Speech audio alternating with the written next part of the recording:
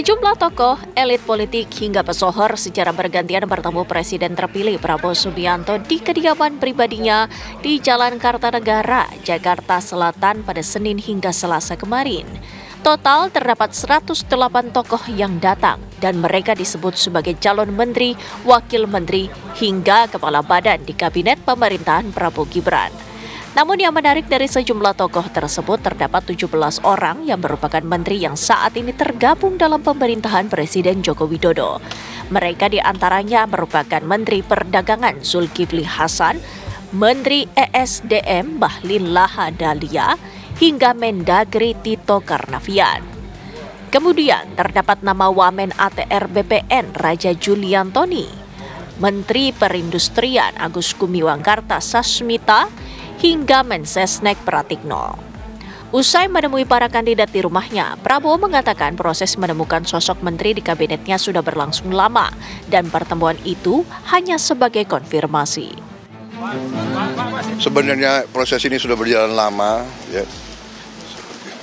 Kita adakan pemantauan, diskusi, dan sebelum saya undang ke sini sebenarnya mereka sudah menyatakan bersedia membantu saya.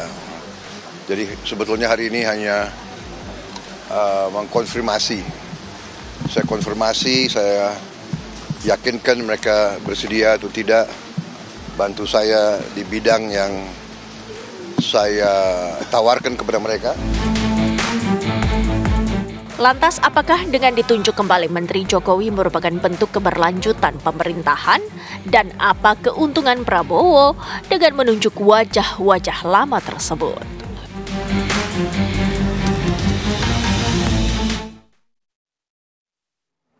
Kalau hari Senin dan Selasa kemarin kita mendapatkan jawaban dari pertanyaan siapa sajakah sosok-sosok ataupun juga nama-nama yang nanti akan terpilih mengisi kabinet dari pemerintahan Presiden terpilih Prabowo Subianto.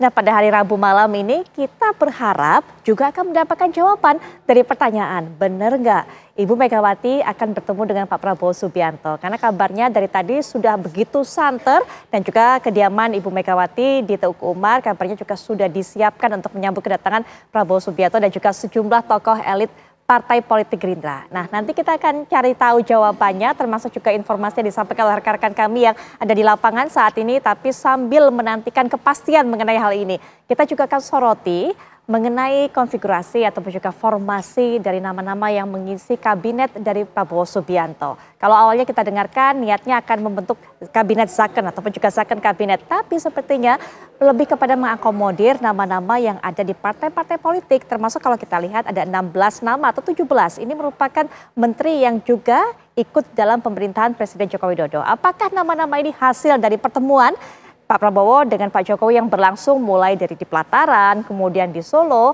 Apakah ini juga yang dimaksudkan oleh Presiden Jokowi sebagai transisi yang keberlanjutan? Untuk bisa membahas mengenai hal ini, sudah hadir di samping saya ada Mas Aryo Seno Bagaskoro dari PDIP yang mungkin nanti harusnya sih bisa spill dikit, bisa buka-buka, bener nggak ketemuan? Nah ini kita nggak mau rumor Mas Seno, kita mau faktanya seperti apa, tapi nanti Mas Seno. Assalamualaikum warahmatullahi wabarakatuh. Selamat malam Mbak Seno. Nanti bisa diberikan informasinya kepada masyarakat, begitu kan? Tapi juga akan memberikan pandangan mengenai hal ini, nama-nama yang terpilih untuk mengisi kabinet dari Prabowo Subianto. Mas Khairul Umam selaku pengamat politik juga akan memberikan pandangannya. Assalamualaikum warahmatullahi wabarakatuh. Mbak Putri, malam Mas Mas Seno. Umam. Malam Pak Umam. Baik, dan juga sepertinya sudah bergabung di luar ada Pak Wihadi juga dari Gerindra yang juga akan bergabung bersama kita, yang juga akan memberikan informasi termasuk saat ini juga sepertinya proses pembekalan masih terus berlangsung. Selamat malam Pak Wihadi. Selamat malam. Baik. Selamat malam semuanya. Ya, hingga saat ini masih terus berlangsung Pak pembekalan terhadap para calon menteri ini? Ya sepertinya memang sedang berlangsung dan ada beberapa yang memang sudah meninggal. Saya lihat dari laporan sudah meninggalkan lokasi, tentunya karena mungkin sudah selesai dan dilanjutkan mungkin besok kali. Baik, sudah ada yang meninggalkan. Kalau menurut dari jadwal sebenarnya ya nanti sebenarnya sudah selesai kalau menurut jadwal. Oke, baik. Sudah selesai artinya juga bukan cuma para calon menteri ini yang bisa meninggalkan Hambalang. Pak Prabowo juga bisa meninggalkan Hambalang untuk merapat ke kediaman Bu Mega. Begitu Pak Wihadi? Nah itu saya belum terkonfirmasi. Baik, belum ada yang konfirmasi dari pihak Gerindra. Mas Seno, bagi bocoran dong Mas Seno, betul nggak akan bertemu malam hari ini? Ya ini bukan bocoran ya, tapi kalau kita melihat memang kan analisis situasinya pertemuan itu bau-baunya akan terjadi dalam waktu yang sangat dekat. Ya. Tapi sejauh ini sampai malam hari ini saya rasa masih belum ada pertemuan.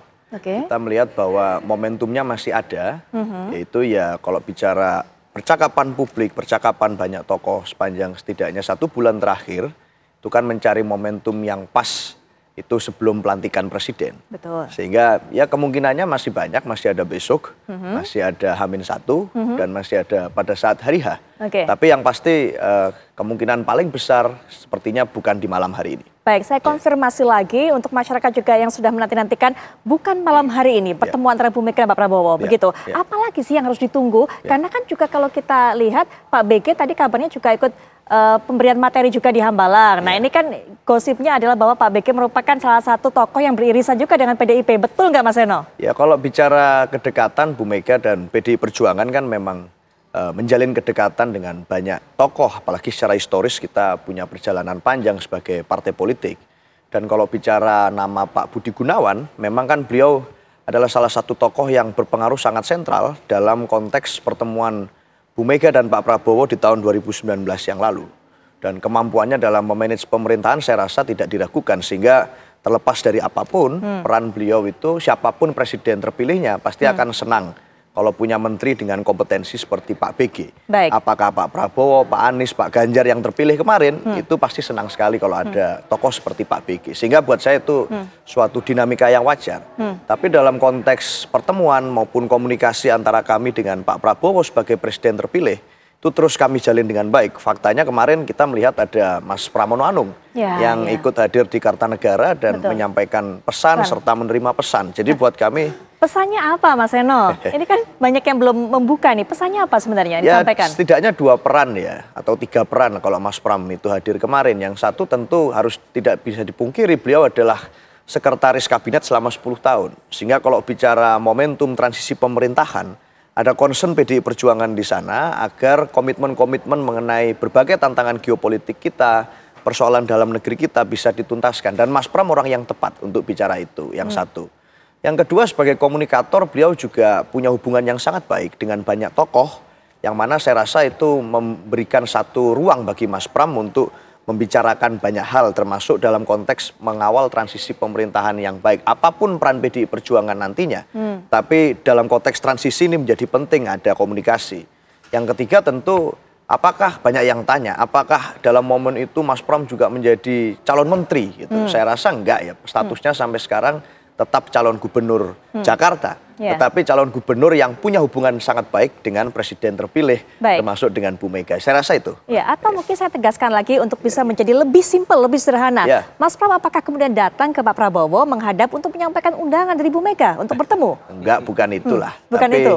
Dalam konteks pertemuan kan sebenarnya nggak penting siapa yang ingin bertemu siapa, tetapi dalam konteks ini kedua-duanya dari kami maupun kubu Pak Prabowo menganggap kalaupun ada pertemuan itu, wacananya kan sudah mengemuka. Kalaupun ada pertemuan itu, saya rasa kita semua satu suara bahwa itu pertemuan yang melampaui hanya persoalan deal-deal politik dan pertemuan yang baik dalam konteks pemenang pileg dan pilpres. Itu saja. Baik, itu keterangan Mas Seno mewakili PDIP. Kalau Pak Wihadi, sebenarnya Gerindra sendiri Pak Wihadi, kapan ada rencana untuk bisa bertemu dengan Ibu Megawati? Apalagi kita tahu juga nama-nama yang mengisi kabinet juga sudah ada. Dan kita menunggu apakah kemudian nanti ada nama lagi perwakilan dari PDI Perjuangan yang juga akan dipilih untuk bisa membantu tugas dari Pak Prabowo Subianto, Pak Wihadi?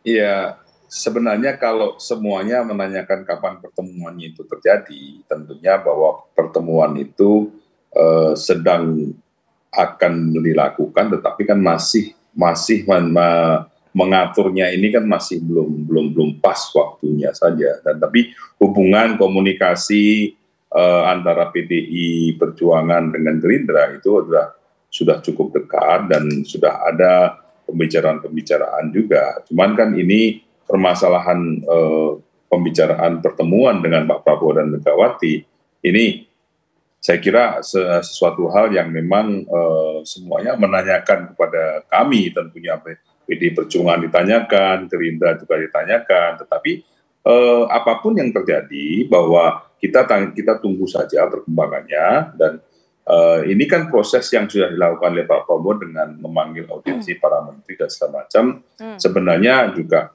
sudah mengakomodir daripada semua yang ada, unsur-unsur yang ada, dan juga kemudian tokoh-tokoh yang ada kita bisa lihat bersama pada saat audiensi maupun pembekalan hari ini. Jadi hal-hal seperti ini saya kira sesuatu hal yang memang kita berpikirnya adalah berpikir untuk kemajuan bangsa, dan kita untuk bekerja untuk bangsa. Jadi kita sama-sama kita pikir bahwa kita mempunyai sikap bahwa di sini adalah apa yang dilakukan oleh Pak Prabowo sekarang ini dengan audiensi dan dengan pembekalan dan segala macam, itu adalah sesuatu hal yang memang kita semuanya sudah berpikir ke depan, melangkah ke depan, bukan hanya kita berbicara mengenai masalah bagaimana, apakah harus pertemuan itu terjadi kapan dan segala macam.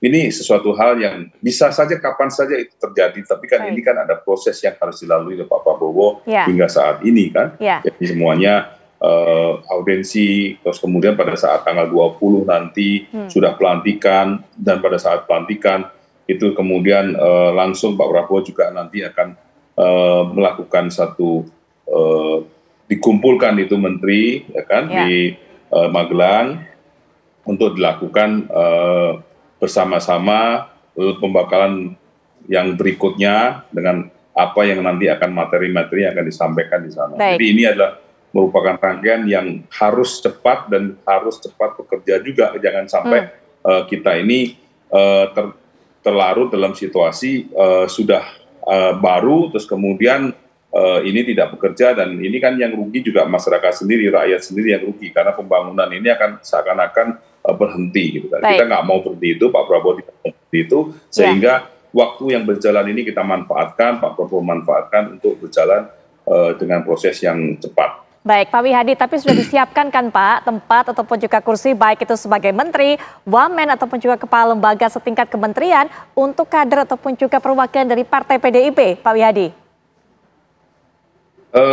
Sampai saat ini kan kita sudah lihat audiensi yang dilakukan oleh Pak Prabowo, dan beberapa hal yang kita lihat bahwa selama masih belum ada keputusan pengumuman menteri-menteri setelah adanya yang namanya pelantikan, tentunya ini pasti akan masih ada ruang dan masih akan ada beberapa hal yang bisa berubah, baik itu posisi, baik itu penambahan, itu masih saja bisa berubah kan semuanya. Ini kan belum ada kepastian sebelum Pak Prabowo dilantik dan kemudian menunjuk menteri-menterinya siapa yang sudah akan nanti benar-benar membantu, dan posisi-posisi apa dari para tokoh dan para akademisi profesional yang dipanggil Pak Prabowo selama ini. Baik. Mas Umam, kita menerka apakah masih ada posisi tersisa yang disiapkan juga disediakan oleh Pak Prabowo untuk kader dari PDI Perjuangan, atau tadi karena kabarnya Pak Budi Gunawan ini mengikuti pembekalan di Hambalang, memang sosok yang satu ini yang disebut beririsan ataupun juga mewakili dengan PDIP, Mas Umam?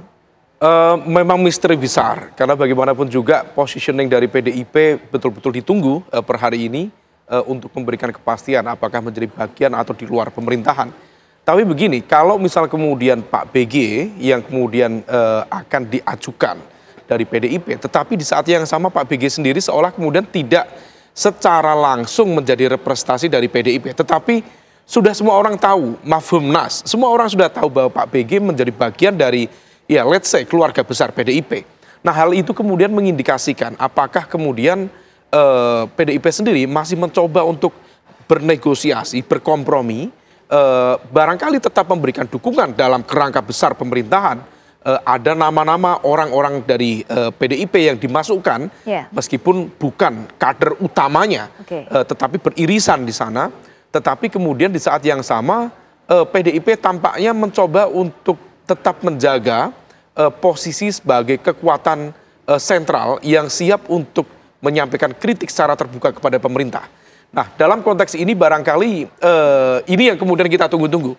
Apakah PDIP clear posisinya menjadi bagian dari pemerintahan ataukah akan seperti yang kemarin beberapa sinyalemen banyak berkembang ya di antara para senior-senior di PDIP tampaknya ingin memainkan dua strategi, bukan double standard tetapi ya strategi ganda. Dalam satu sisi memberikan dukungan secara politik. Ada orang-orang PDIP meskipun bukan kader intinya, tetapi supaya kemudian PDIP tidak kehilangan basis pemilih loyal, termasuk juga dalam konteks narasi ya, kita cermati di Rapimnas, Rakernas kemarin, sikap PDIP terhadap hasil pemilu 2024 sangat clear. Menolak, menganggap ini menjadi bagian dari proses kemunduran demokrasi yang begitu yang terjadi kemarin, maka kemudian ini harus di-maintain. Nah, PDIP tampaknya masih berhitung betul, dan saya sendiri agak kurang begitu yakin apakah pertemuan antara Pak Prabowo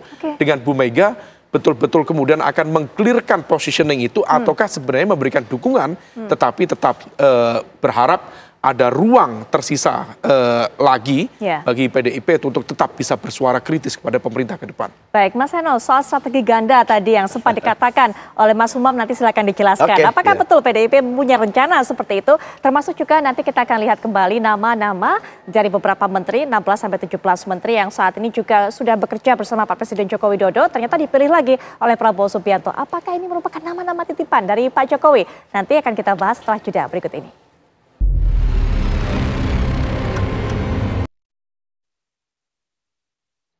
Tadi sebelum jeda kami sudah tayangkan ada 8 nama dari menteri yang bekerja sama dengan Presiden Joko Widodo dan kembali dipanggil ke Kertanegara. Nah, Presiden Joko Widodo merespon 16 menterinya yang berpeluang masuk dalam kabinet Prabowo Gibran. Jokowi juga menyebut itu adalah hak prerogatif Presiden terpilih sekaligus bentuk keberlanjutan pemerintahan. Itu adalah hak prerogatif Presiden terpilih Bapak Jenderal TNI Purnawirawan Prabowo Subianto. Itu hak prerogatif. Siapapun yang dipilih, kita semuanya menghargai. Mengenai kurang lebih 15 atau 16 menteri di kabinet sekarang yang juga dipilih oleh Bapak Prabowo Subianto, itu juga saya kira melalui pertimbangan matang, melalui seleksi-seleksi, melalui pengalaman beliau bergaul, berinteraksi dengan para menteri selama 5 tahun. Dan memang hampir tim ekonomi yang ada memang, yaitu yang namanya keberlanjutan, yaitu. Ya, itu yang namanya keberlanjutan, kata Pak Jokowi. Jadi poinnya di situ kita akan bahas mengenai hal ini juga. Apakah kemudian nama-nama, ada 16 nama menteri yang kemudian terpilih lagi oleh Prabowo Subianto memang merupakan tujuan dari transisi yang disiapkan juga dari pemerintahan Presiden Joko Widodo. Tapi sebelumnya kami akan juga sajikan nama-nama dari sosok-sosok menteri yang saat ini juga sepertinya akan mendapatkan kepercayaan dari Prabowo Subianto. Nah, kita lihat di belakang dan juga ini menjadi menteri pada saat pemerintahan Joko Widodo. Kita lihat Mas AHY, Menteri ATR BPN yang juga merupakan ketum Partai Demokrat. Dinilai juga memberikan kontribusi untuk mengantarkan Prabowo Subianto meraih kemenangan. Kemudian juga ada Pak Tito Karnavian sebagai Mendagri. Kemudian juga Pak Zulhas selaku Ketua Umum PAN. Dan juga Menteri Perdagangan saat ini dia Ketum Partai Golkar, Bahlil Lahadalia yang juga menjabat sebagai Menteri ESDM. Kemudian Pak Pratikno selaku Menseknek yang juga dipanggil. Nah, ini Mas Dito Aryo Tejo selaku Menpora yang awalnya kabarnya tidak akan terpilih lagi tapi kemudian ternyata ikut dipanggil ke Kertanegara. Ada Menteri BUMN Erick Thohir dan juga ini Budi Gunadi Sadikin selaku Menkes. Amran Sulaiman Menteri Pertanian. Kemudian juga Menteri Koordinator Bidang Perekonomian Erlangga Hartarto. Supatman Andi Aktas yang juga merupakan kader dari Gerindra. Kemudian juga Sri Mulyani Menteri Keuangan. Ini tadinya awalnya isunya Mas Umam sempat tidak akan dimasukkan dalam Prabowo Subianto. Tapi ternyata Pak Prabowo akan mempercayakan tugas sebagai Menkyu lagi kepadanya. Kemudian ini Gus Ipul atau Caipul perwakilan dari NU. Kemudian juga Agung Gumiwang Kartasasmita dari Golkar. Itulah nama-nama tadi yang dipercaya untuk bisa kembali menjalankan tugas bersama Prabowo Subianto. Saya masih ingin menyoroti mengenai keberlanjutan, mengenai transisi, tapi saya tergelitik juga sebelum membahas mengenai hal itu. Kita lanjutkan tadi apa yang dikatakan Mas Umam. Betulkah kemudian PDIP akan menjalankan strategi ganda seperti yang disampaikan oleh Mas Umam? Mas Seno? Ya, PDI Perjuangan punya portofolio politik di dalam konteks pemerintahan, baik di dalam maupun di luar. Maka dalam itu kan bisa menjadi satu ukuran bagaimana PDI Perjuangan sebagai partai politik menyikapi suatu pemerintahan. Di dalam pemerintahan pernah, di luar pernah, melawan pemerintah pernah pada waktu Orde Baru, lalu memperjuangkan pemerintah juga pernah. Artinya menang kalah biasa di dalam di luar, kita sangat paham bagaimana etika dan kultur kepemerintahan di sepanjang Republik Indonesia ini belajar demokrasi pasca reformasi. Nah, dalam konteks itu saya rasa kita punya satu panduan dalam bergerak dan mengambil sikap politik, yaitu ya objektivitas dan kritisisme. Pada saat di luar pemerintah, apabila ada kebijakan yang baik, tentu kita akan mendukung sepenuhnya. Meskipun kita tidak ada satupun misalnya nama kader kami ataupun orang-orang yang dekat terafiliasi dengan kami di pemerintahan Pak SBY beberapa waktu sebelum Pak Jokowi. Lalu pada waktu kami menang pemilu di Pak Jokowi, kami di dalam pemerintahan. Pada saat ada kebijakan yang kami anggap ini adalah kebijakan yang tidak berpihak pada rakyat, tidak berpihak pada visi PDI Perjuangan. Contohnya soal impor beras bagi negara agraris di era pemerintahan Pak Jokowi kemarin. Kita juga melancarkan kritik sebagai satu partai. Pada saat ada backlash atau backsliding demokrasi yang itu banyak diperbincangkan oleh berbagai tokoh, ya kita juga bersuara. Artinya apa? Tidak menghalangi kritisisme PDI Perjuangan pada saat ada kader kami di dalam. Apalagi di luar pun juga sama, kita juga tetap memberikan support yang objektif pada saat program pemerintah perlu didukung. Jadi siapapun nama-namanya, saya rasa kalau itu beredar sekarang ada beberapa nama yang muncul. Sejauh ini kan nama-nama ini tidak ber-KTA PDI Perjuangan, satu secara formal. Yang kedua, kalaupun ada kedekatan dengan kami, bukan berarti lalu kemudian kita akan lempeng-lempeng saja. Pada saat dalam konteks ini kita akan membagi tugas yang baik, di legislatif pun peran fungsi kontrol dan check and balance akan terus dilakukan. Apalagi sebenarnya sikap resmi partai apakah nanti akan di dalam atau di luar, mendukung atau tidak, itu kan secara kolektif sebenarnya diambil di Kongres. Itu nanti oleh keputusan ketum. Jadi nanti masih ada cukup waktu, tapi perjalanan politik menunjukkan bahwa kita bisa tetap menjaga nilai kritis itu. Oke, baik. Kita beralih berbicara mengenai nama-nama dari Menteri Jokowi yang saat ini kemudian terpilih lagi. Pak Wihadi, apakah kemudian nama-nama ini hasil dari pertemuan Pak Prabowo dengan Pak Jokowi yang sepertinya cukup intens, cukup private, ada di pelataran Jakarta, bahkan sampai bertemu 1,5 jam di Solo, ditemani Mas Gibran juga di sana. Pak Wihadi. Ya, pertama kita harus tahu bahwa sejak awal pada saat kampanye, Pak Prabowo selalu mengatakan bahwa keberlanjutan pemerintahan ini dan meneruskan apa yang sudah baik dan juga menyempurnakan apa yang masih perlu disempurnakan. Nah, ini kan memang basis daripada basic daripada pada saat kita kampanye, dan kita pada saat kita kampanye pun kita memberikan hal itu sebagai tujuan kita, bahwa kita adalah memang untuk melanjutkan. Nah, kalau kita melihat sekarang ini, tentunya bahwa kita dari menteri-menteri yang ada, kalau kita melihat, itu menteri-menteri itu juga ada beberapa yang memang merupakan ketua dan juga wakil daripada partai pendukung. Ini yang memang sudah jadi menteri. Nah, tentunya bahwa dengan ada keberlanjutan, tentu ada sesuatu hal yang memang kita lihat bahwa kinerja yang baik, dan juga kita melihat bahwa disinilah kita tidak perlu berprasangka apakah ini Pak Jokowi atau tidak, tetapi permasalahannya adalah sekarang ini kita adanya sesuatu hal yang memang harus ada stabilitas daripada permasalahan ekonomi, stabilitas daripada keamanan, dan stabilitas daripada politik juga.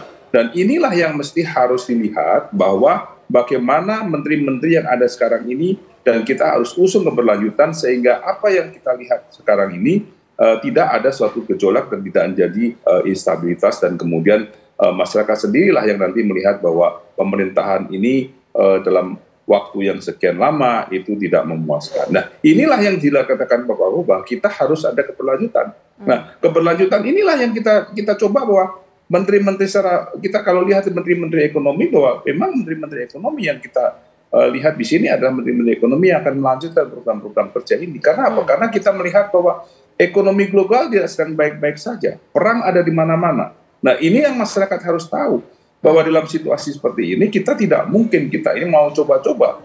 Kita harus melihat bahwa apa yang sudah ada sekarang ini dan apa yang sudah dicapai sekarang ini harus dilanjutkan, harus ada stabilitas. Kalau tidak, bagaimana kita menghadapi situasi global yang saat ini? Nah, inilah kenapa bahwa keberlanjutan ini dan menteri-menteri yang ada ini perlu yang kita namakan bahwa harus ada keberlanjutan, dan memang dipilih kembali oleh Pak Prabowo. Dan Pak Prabowo selama 5 tahun sebagai sejawat sesama menteri, tentunya juga sudah melihat kinerja daripada masing-masing menteri, mana yang baik dan mana yang memang perlu dilanjutkan. Dan ini sesuatu hal yang sebenarnya hal yang memang ada untuk kepentingan kita semuanya. Dan kita melihat misalnya tadi disampaikan seperti Pak Tito, pada saat ini kita ini sedang menghadapi pilkada serentak. Nah, pilkada serentak ini membutuhkan bagaimana yang namanya peran daripada Kemendagri juga. Nah, inilah yang mesti harus dilihat juga, bahwa ini kita perlu ada stabilitas politik juga, stabilitas keamanan, dan juga secara ekonomi kita harus stabil. Dan satu hal lagi, bahwa memang Pak Prabowo mengusung keberlanjutan untuk pemerintahan ke depan. Baik, peran-peran kunci Mas Umam terutama di bidang perekonomian masih akan digawangi oleh orang-orang yang sama. Kepercayaan yang diberikan kepada Pak Prabowo Subianto, kepada menteri-menteri yang kemarin juga menjabat di pemerintahan Jokowi. Bacaannya Mas Umam seperti apa? Murni keberlanjutan atau sebenarnya ada rencana-rencana lain? Tapi nanti Mas Umam, setelah jeda kami akan segera kembali saat lagi.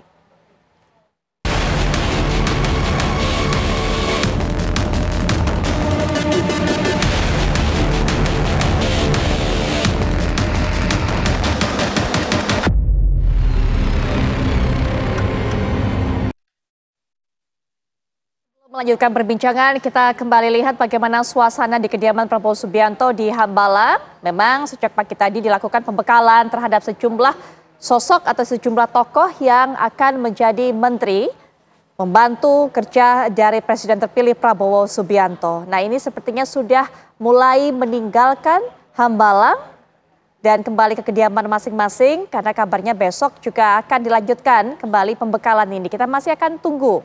Dan apakah kemudian dengan usainya pembekalan di Hambalang ini artinya juga Pak Prabowo Subianto bisa meninggalkan Hambalang dan juga bisa langsung segera menuju ke Teuku Umar?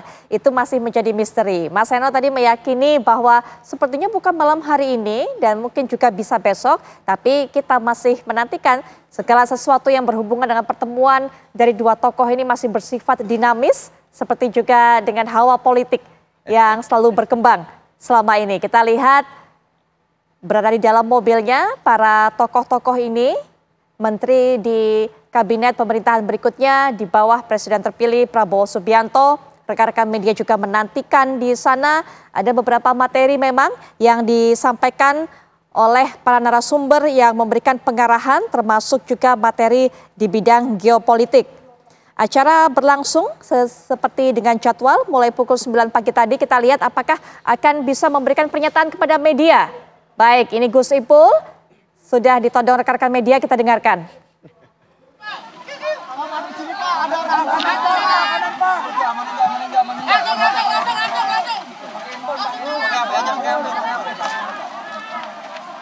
Ada arahan khusus nggak, Pak?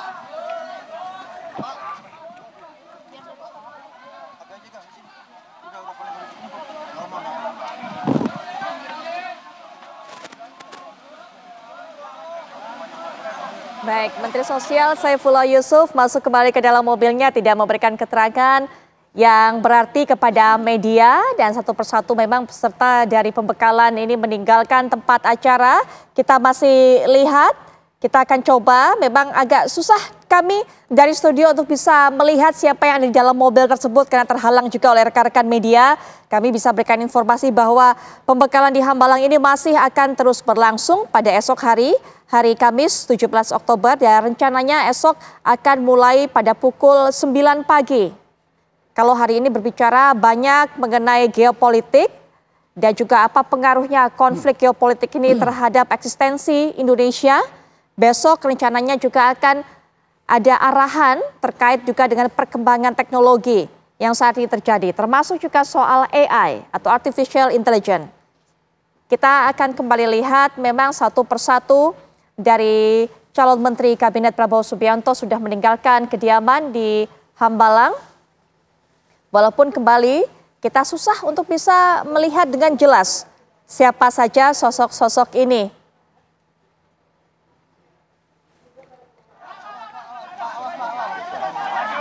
Ya, baik, tadi kita lihat Jaksa Agung Burhanuddin, sebelumnya juga Pak Abdul Muti. Ya. Mas Umam, apa yang kalau melihat seperti ini, apakah ini memang sebuah treatment khusus, mengadakan Hambalang retreat, ada kemudian pemberian materi-materi agar mungkin mereka semua sevisi menjalankan program Pak Prabowo Subianto? Ya, memang secara umum apa yang dilakukan oleh Pak Prabowo dengan Hambalang retreat ini seolah kemudian mengingatkan kita ya pada tradisi di kepemimpinan militer. Jadi sebelum memulai penugasan, maka kemudian harus dilakukan pembacaan secara matang atas apa yang harus dilakukan ke depan. Tapi bahwa kalau misal di hari ini membahas tentang konteks geopolitics, kemudian konteks hal-hal yang sifatnya cukup strategis bagi ekonomi di Indonesia, memang itu menjadi hal yang cukup relevan. Karena bagaimanapun juga kondisi ekonomi kita tampaknya memang cukup vulnerable terhadap situasi global. Kalau misal kita cermati, penerimaan negara di tahun lalu itu sekitar 2.999 triliun. Kemudian di tahun depan itu diproyeksikan sekitar 3.005 triliun. Nah, tetapi dengan pendapatan itu di aspek foreign debt atau utang luar negeri, itu anggaran ada sekitar 45 triliun. Maaf, 45% dari 3.005 triliun itu yang harus digunakan untuk membayar bunga utang luar negeri itu. Itu ada di sekitar angka 1.350 sampai 1.400 triliun. Artinya bahwa hal itu akan berdampak signifikan terhadap APBN di Indonesia. Nah, belum lagi kemudian nanti akan ada transfer daerah ya, melalui DAU, DAK itu di angka sekitar 25%, 26%. Maka kemudian hal ini menegaskan bahwa dalam aspek ruang fiskal di Indonesia memang sedang kurang optimal. Ekonomi negara, ekonomi dunia juga sedang tidak baik-baik saja. Nah, kaitannya terkait dengan konteks geopolitics ini, kita belajar dari apa yang terjadi kemarin di perang antara Rusia dan juga Ukraine. Perang terjadi di Eropa Timur, tetapi kemudian terbukti mampu menghadirkan disrupsi ekonomi global. Karena rantai pasokan luar biasa. Dan impact-nya di Indonesia juga terdampak. Harga BBM meningkat, kemudian harga-harga komoditas juga meningkat, dan kemudian fluktuasi rupiah juga terdampak. Nah, hal sama saat ini juga sedang mengalami situasi yang istilah teman-teman di kajian International Studies itu VUCA, volatile, uncertainty, dan banyak ketidakpastian ke depan. Karena memang situasi terjadi di Timur Tengah antara Israel dengan Palestina, terutama awalnya di jalur Gaza. Tetapi kalau misal kemudian kita cermati saat ini terjadi perluasan sampai kemudian melibatkan Iran dan juga Lebanon. Pertarungannya kemudian apakah akan ada erratic leader? Erratic leader, pemimpin yang tidak mudah diterka sehingga kemudian dia mampu melakukan apa yang disebut dengan strategic miscalculation. Nah, kalau misal kemudian Iran kemudian kemarin melakukan serangan kepada Israel, kemudian Benyamin Netanyahu sendiri kemudian melakukan ancaman untuk melakukan serangan balik. Dan kalau serangan balik itu menggunakan mass destruction weapon, dalam konteks ini nuklir, maka ini akan menciptakan sebuah ancaman luar biasa. Ataupun kalau misal tidak nuklir, dia melakukan serangan terhadap terusan Suez, maka impact-nya akan terjadi disrupsi luar biasa dalam konteks ekonomi global. Dalam konteks komoditas tertentu saja, misalnya bicara tentang minyak, bicara tentang gas, tentu impact-nya luar biasa. Pertanyaannya, dengan kondisi fiskal kita yang sedang kurang baik-baik saja, kalau misal situasi itu terjadi, apakah negara memiliki kapasitas untuk memberikan subsidi kepada kebutuhan subsidi kita dalam konteks BBM yang impact-nya bukan hanya pada masyarakat, tetapi juga pada korporasi dan lain sebagainya. Nah, ini situasi ekonomi dunia dan juga Indonesia yang akan sangat ditentukan oleh situasi global saat ini. Nah, itu yang tampaknya menjadi concern betul. Pak Prabowo dengan latar belakang militer, dia juga memahami konteks dinamika geopolitics, tampaknya cukup sensitif. Nah, oleh karena itu hal ini terkait dengan pesan Pak Prabowo ke sejumlah calon menteri kemarin yang juga fokus untuk menyampaikan hati-hati dengan kebocoran APBN. Karena situasi fiskal kurang memadai, kemudian jangan sampai kebocoran semakin meluas terjadi, dan impact-nya kalau misal ada uncertainty dalam konteks ini, jangan sampai kemudian impact-nya terjadi secara mendasar pada ekonomi Indonesia ke depan. Baik, tantangan ekonomi memang dihadapi Indonesia, Pak Wihadi, apalagi sejalan dengan konflik geopolitik yang saat ini juga sedang mengemuka. Nah, bicara mengenai keuangan dari negara kita, bicara juga mengenai anggaran, adanya jumlah menteri yang semakin membengkak, pemekaran dari kementerian ini tentunya juga membutuhkan anggaran yang begitu besar, Pak Wihadi. Kita harus melihat bahwa pembengkakan menteri ini bukan berarti bahwa membuat unit-unit kerja baru, tetapi justru pemecahan daripada kementerian-kementerian ini adalah justru lebih memfokuskan dan mengefektivitaskan kementerian-kementerian yang dirasa tidak efektif dalam hal-hal tertentu.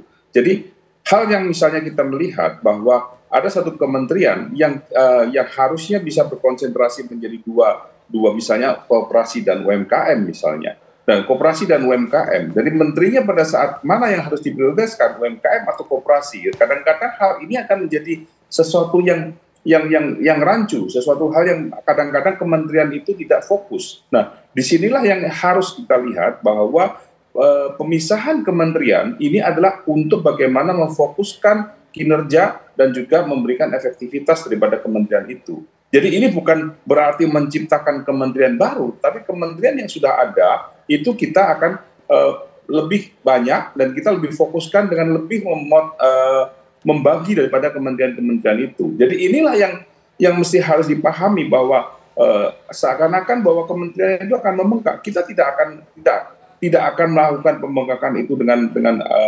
membengkaknya APBN itu mengaruhi daripada ekonomi kita, asumsi kita, bukan. Kita sudah menentukan APBN kita 2025 di 2024 ini dengan adanya angka baseline. Nah, angka baseline ini kan memang kita persiapkan di mana pada saat nanti kita ada kementerian-kementerian baru, dan ini dengan anggaran yang kita tahu bahwa anggaran yang sekarang kementerian itu adalah anggaran yang sangat minim karena baseline. Nah, pada saat nanti kita melihat bahwa normal anggaran untuk ke depan untuk operasional daripada kementerian itu sudah kita persiapkan. Jadi ini tetap bahwa kita menjaga APBN-nya ini dengan sangat hati-hati. Justru inilah kita melihat bahwa keberlanjutan daripada Pak Prabowo dan kehati-hatian Pak Prabowo dalam menentukan menteri-menteri ekonominya, ini kita semuanya lihat bahwa ini harus kita jalankan dengan benar-benar dan kita harus jaga nama APBN kita. Jadi hal seperti ini sebenarnya bukan menjadi suatu isu yang seakan-akan kita memboroskan keuangan negara, bukan seperti itu. Tetapi kita justru memfokuskan dan mengefektifkan kementerian-kementerian yang mungkin kita lihat bahwa ini terlalu besar dan tidak fokus dalam bidang-bidang yang memang harus ditangani oleh mereka, karena banyaknya bidang dari kementerian itu yang harus dilakukan. Oke, baik Pak Wihadi, terima kasih sudah berkenan untuk bisa memberikan informasi ini kepada kami, sudah bergabung dalam perbincangan kami. Kita akan terus tunggu Pak, termasuk juga rencana pertemuan Pak Prabowo dengan Ibu Megawati, dan juga besok masih ada hari kedua pembekalan terhadap para calon menteri. Sekali lagi terima kasih, selamat malam Pak Wihadi. Dan juga Mas Seno, silakan penutup singkat Mas Seno. Saya rasa ini kalau bicara tentang nama-nama menteri yang muncul, ini kan ada ruang beberapa hari bagi publik untuk bisa membaca dan menanggapi nama-nama yang muncul. Beauty contest ini menunjukkan gitu ya, sebelum pelantikan di istana nanti yang hari H itu kemudian tinggal jalan.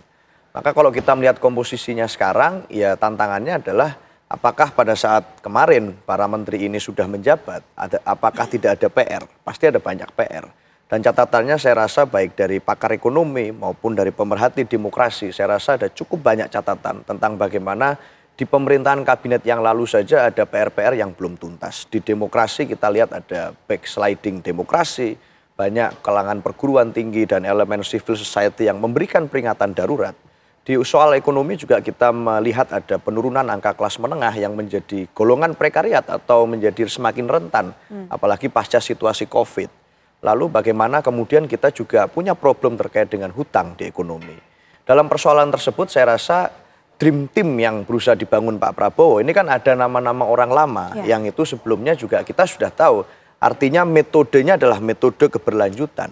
Apakah metode keberlanjutan itu akan bisa memberikan suatu terobosan solusi atau tidak? Ini yang menjadi harapan bagi kita. Dan alat ujinya sebenarnya adalah bukan sekarang, tetapi pasca nanti sudah bekerja 1-2 bulan ke depan, apakah bisa bekerja efektif sesuai dengan yang disampaikan atau tidak? Persoalannya kan kita tidak mau mengulang masalah yang sama, reshuffle berulang-ulang, gonta-ganti bongkar pasang kabinet, seperti pemerintahan yang lalu. Itu catatannya. Baik, Mas Seno terima kasih, Mas Umam terima kasih. Sampai juga kita lihat di layar kaca, ini kembali ke pulang, satu persatu para calon menteri meninggalkan tempat kediaman Prabowo Subianto di Hambali.